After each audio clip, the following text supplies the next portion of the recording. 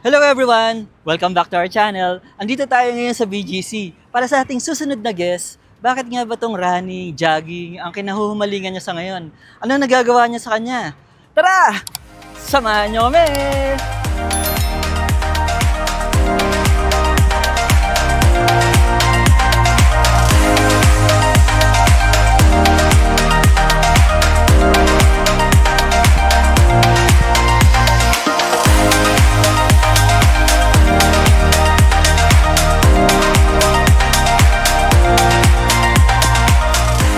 Let's go! Hi! Kasama natin ngayon si Miss Ana Pavilion Magno! Hello! So, mag-hi ka naman sa mga viewers. Hi! Hello! I'm Ana. Thank you for having me here. Yes! Kailan pa ba nagsimula itong running na to? Bakit ito naisip mo? Well, bata pa ako, high school. Actually, I was a track and field. Wow! Track and field! Player ako. Mm-hmm. And then, when I started working and getting pregnant, I stopped. Oh! Oo, pero because of the pandemic, and because of aging as well. Aging! Aging as well. May time na parang I felt so weak na, and I was worried also with my cholesterol. Cholesterol! Yes. Cholesterol. Bale, 30 years old pa lang po si Miss Ana. 30 years working na. Okay. Working experience. I just took the running back again. Pero nagsimula lang ako. Hindi nga running, mga walking lang. Actually, nag-walking naman maganda, pero yung running, sige. Tapos? Walking. Tapos, na-discover ko ulit yung love ko for running. Dahil? Because, you know what? Kasi yung time na yon, I was working so hard and ang daming pressures sa work. Sa work. So, ito yung trigger. Yeah. Daming pressures sa work. And then, when I discovered that every morning, when I do my light runs, or light walks, or jogs, I found the way na parang na-detangle ko yung mga... Kung ano-ano sa isip. Yes. Okay. So parang sabi ko, ang sarap pala.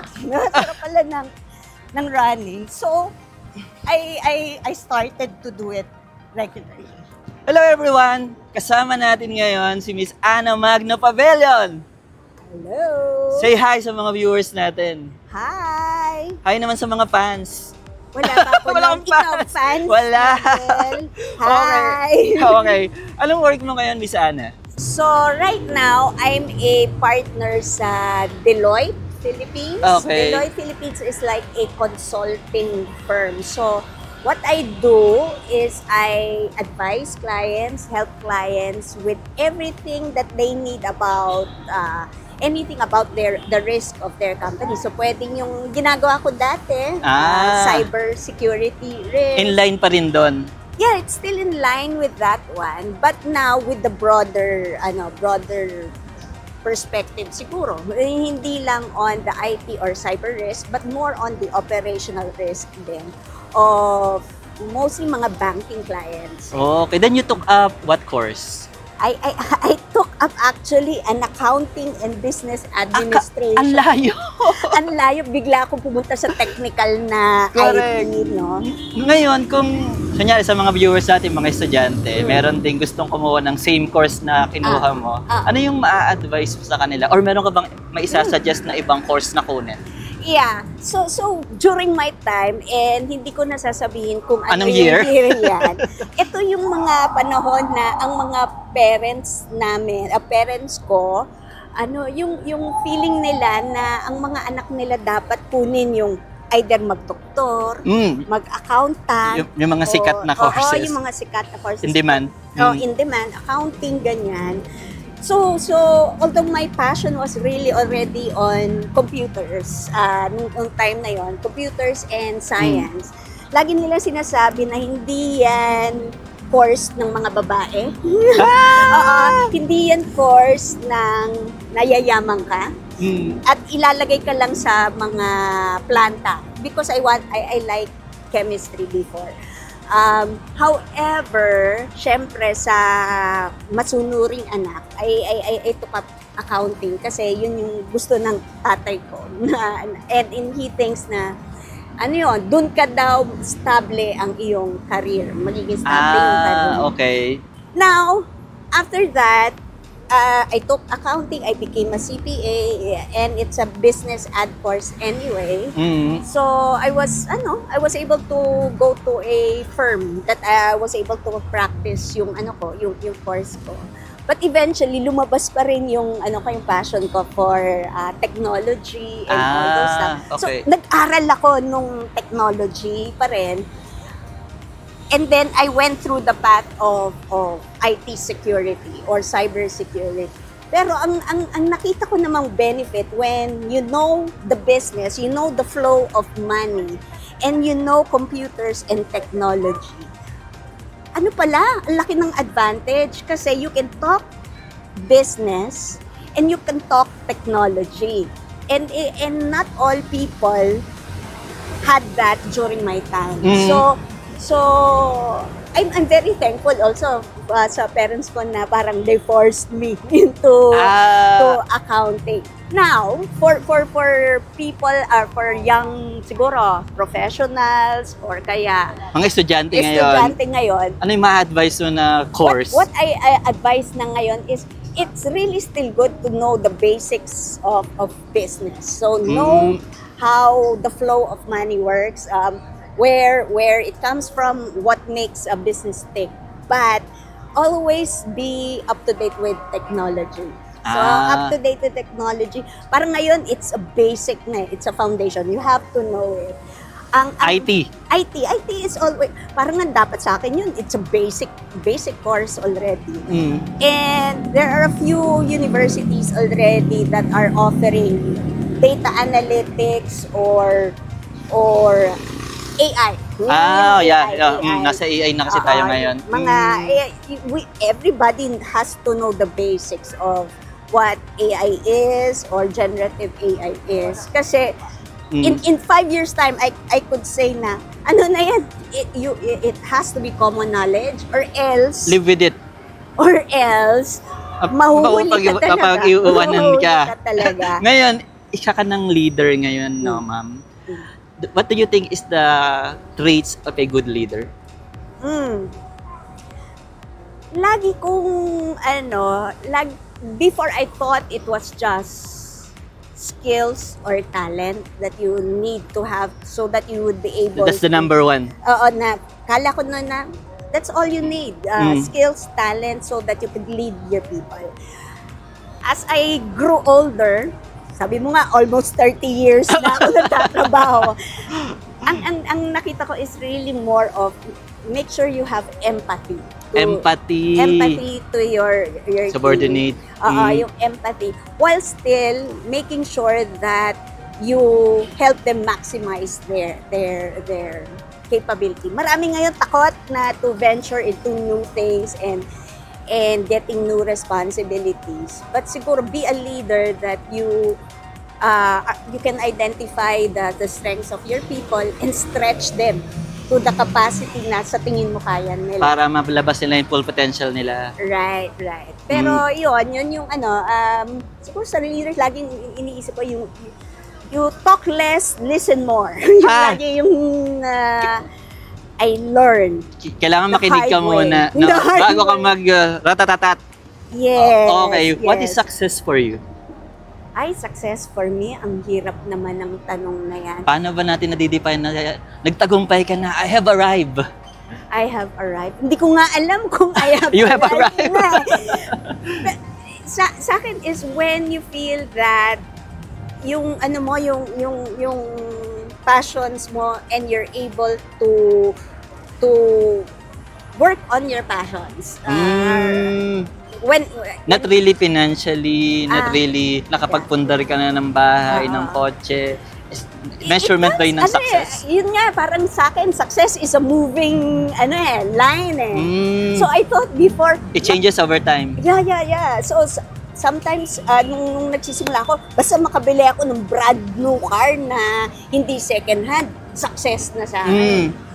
Pag nakabili ako ng bahay ko, success na sa akin. Ngayon, Kaya nga, di ba sabi ko, I don't know kung I succeed already kasi feel ko umaakyat yung bar. Nagbabago-bago siya. What is success? Pero sa akin ngayon, at this point in my life, success is being able to yung number one, yung mga anak ko. Yung mga anak ko, if they also find their own passion and mission in life, and I see them work towards it, and they become very good citizens as well. Maganda yun. Good citizens as well. For me, at this point in my life, is success. What is your strategy sa pag-iipon? Nag-iipon ka for sure, no? Of course. Meron ka bang mga sinusunod? Kunyari, 10% dito sa savings, 10% sa insurance, 10% sa mga gastos sa bahay, or ilang percent? May ganun ba? Actually, to be honest, I don't have a number na parang Sinusunod. 40% sinusunod. There comes a point na stable na yung expenses mo na I don't even know where parang automatic na yung payments of expenses ko. But I make sure once a year, parang I allot parang siguro 30% of our household income, both myself and my husband, to either a real estate property. Real estate, okay. Real estate property. Or yung financial instruments. Depende siguro kung kung baksak ang market ngayon, then doon ako sa real estate.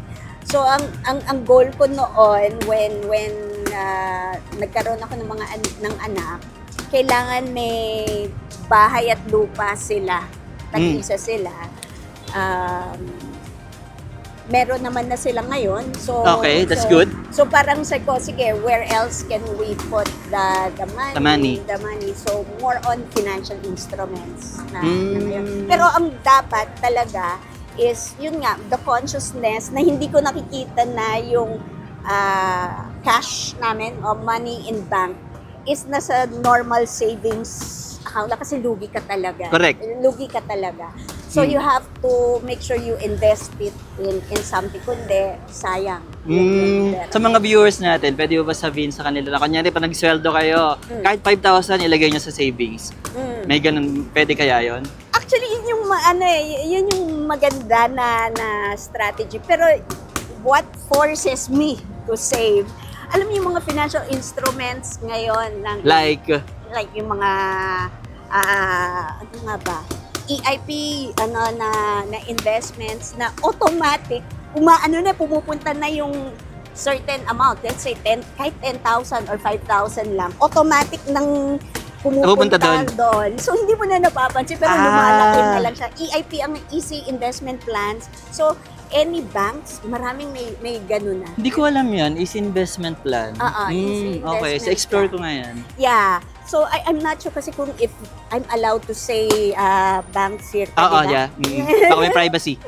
Correct. No, so marami, lahat ng banks na meron yan na yung dun sa account mo, every month, automatic na. Pupunta na siya doon. Pumupunta doon. So, parang ikaw rin, nakokontrol yung spending mo. So, one tip na binigay sa akin ng isang mentor ko when I was starting to earn money was, sabi niya, kailangan hindi mo nakikita yung pera mo na meron kang free money na pwedeng mong gastusin. Nagagastusin.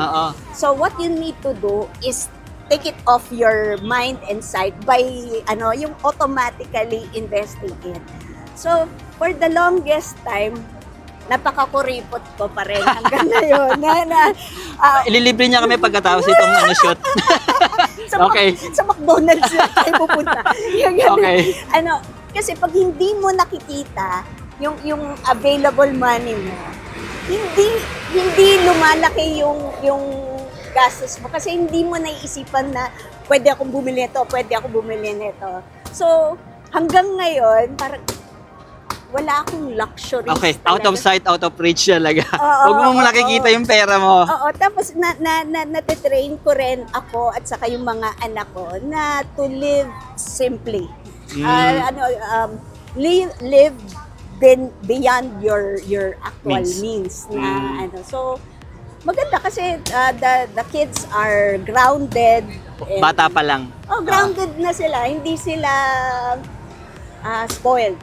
So, what's your best money decision? Money decision. What's your best money decision that you made so far?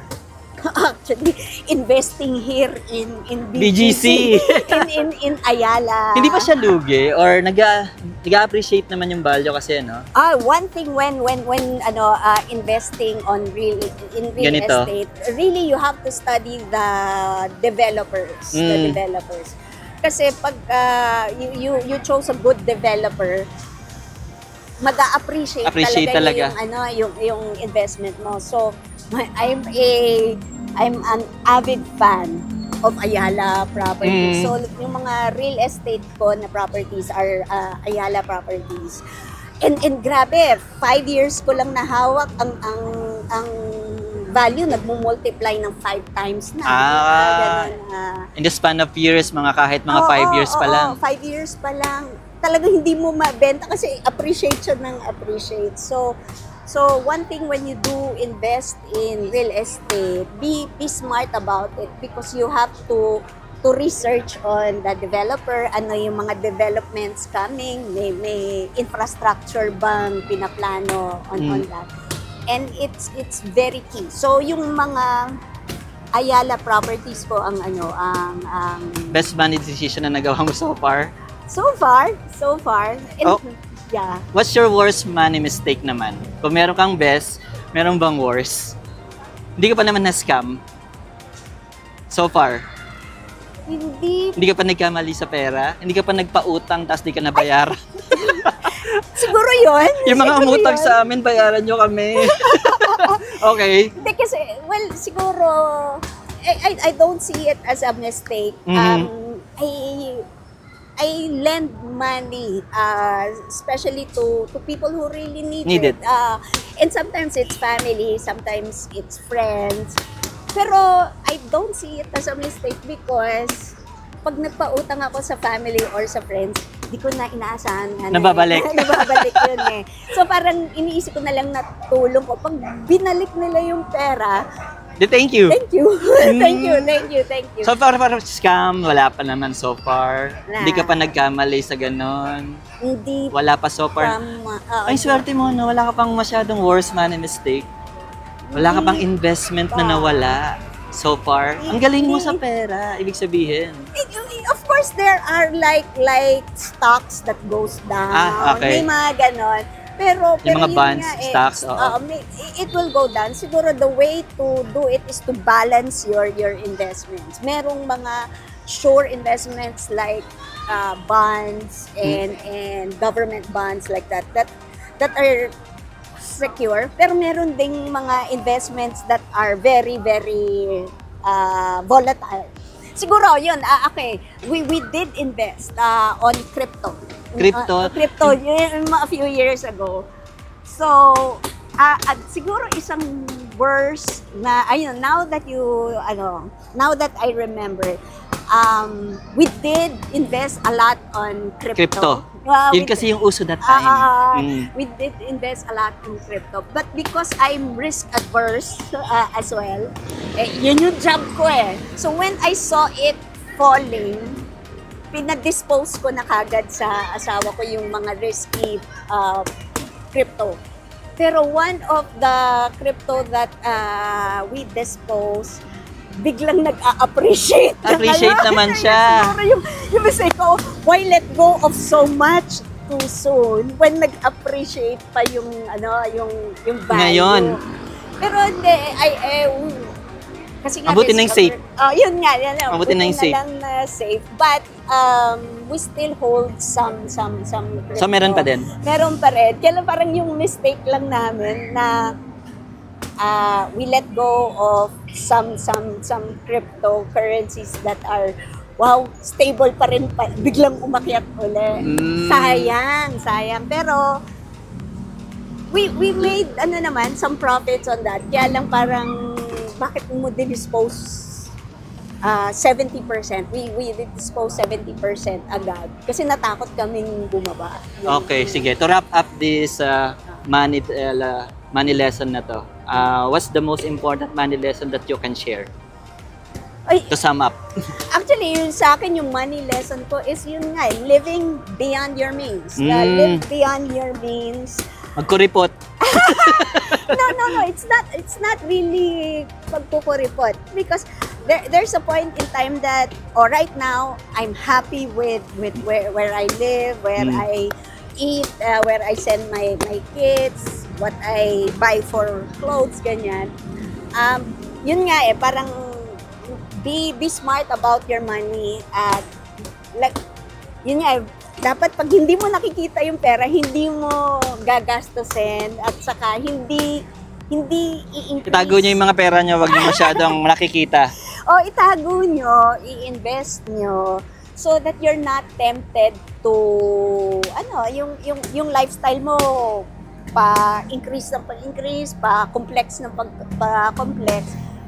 And you live a very simple life and a very, very contented life, because it's not all about, it's not all about money Makikita mo na you don't have to have a lot to Correct. be happy. So, yun yung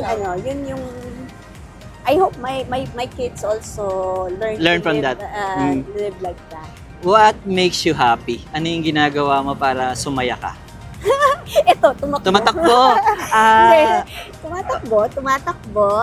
Aside from that, meron pa ba? Nagluluto ka ba para sumaya? Sumaya, actually, any time that I spend with my Kids, kids and my family. my husband, so I value that. So with our busy schedule, and my kids are now teenagers, so I really find it very precious to spend the most of the time that's left na before they become adults as well. So, yun, any time that I spend with them. So, pag weekends, ang kasama kong nagra-run yung bunso ko. So, he's into boxing and running. So, yun. And my eldest naman is into arts and painting. I do also paint, and I do acrylic painting and Magaling ka pala mag-drawing. painting siguro. Painting siguro.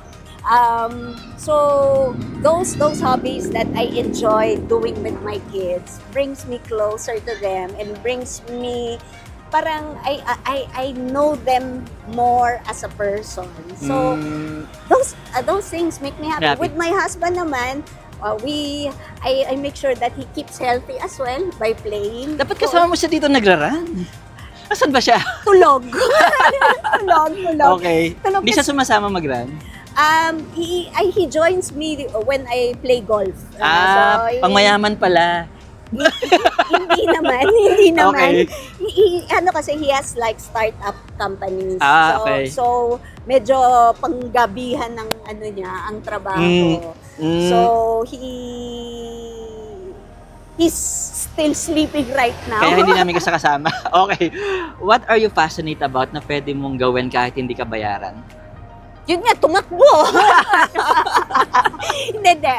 I like mentoring young professionals. Mentoring in terms of what?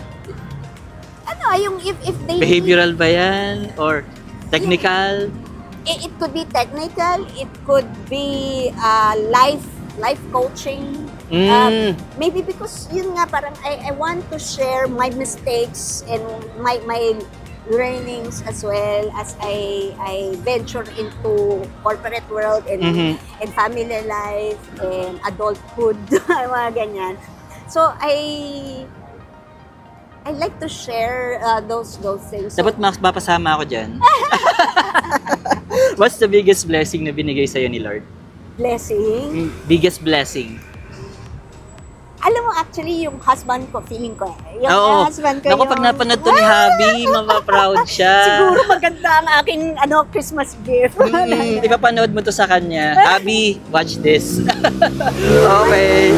What is your purpose in life? Or are you still searching for it? Purpose in life. As I mentioned a while ago, one of the main purpose ko is to be able to bring up good, my kids to be very good citizens of the Philippines and also realize their purpose na how to contribute to the society and not just look at themselves on how to enrich themselves, but look outwards how you can improve the society that you're in. May it be in the business side, in whatever they choose to be. So, yun yung main purpose ko ngayon.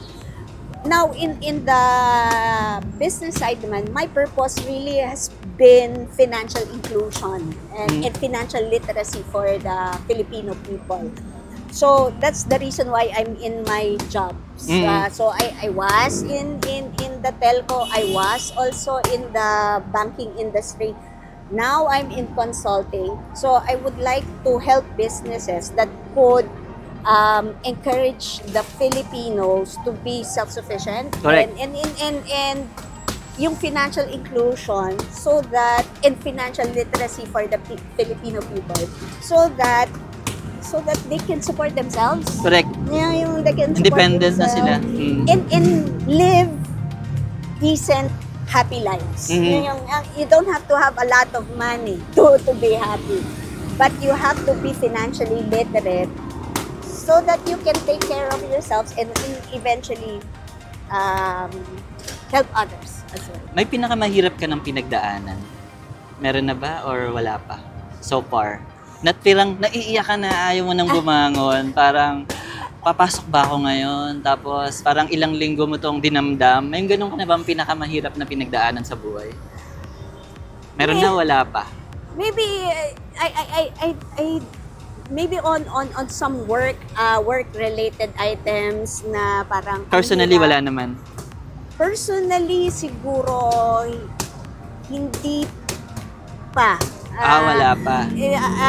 Or maybe I'm just resilient enough to say na, okay, it sucks now, but tomorrow it will be better.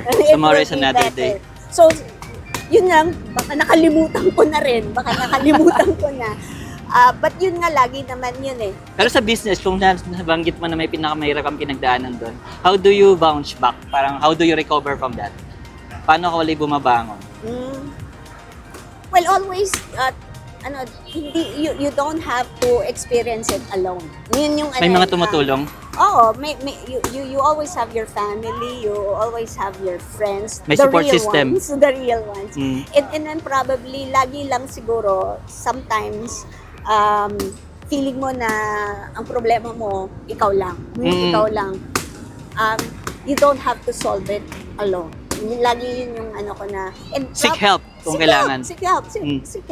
Even if feeling mo ganun ka nakagaling, na walang ibang makakatulong sa'yo, at a certain point in time, there would be a need really to still seek some help. Correct. They might not be able to solve the situation, but they somehow alleviate the pressure siguro if you tell it to somebody, and maybe they can point you to the right person that can help you as well.